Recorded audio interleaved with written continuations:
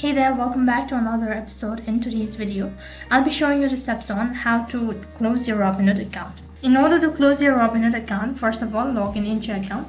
Once you're logged into your account, this is how the interface is going to look like. So click on the arrow icon right on top, and this is going to take you to the transfer page. Over here, scroll down a bit, and then this is going to take you to the menu page. So click on settings, which is right at the bottom. After that, it's going to take you to the settings page. Right at the bottom, you'll be able to find deactivate your account. In order to delete your account, first of all, you'll need to deactivate your account for 30 days, and after 30 days, your account will be permanently deleted. So then to begin with, click on deactivate your account. Now you'll be able to see statements such as this. So go through all of it and click on deactivate your account, which is right at the bottom.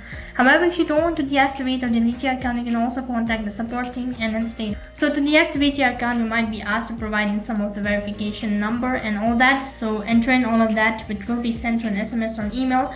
And basically that is how you can deactivate your account.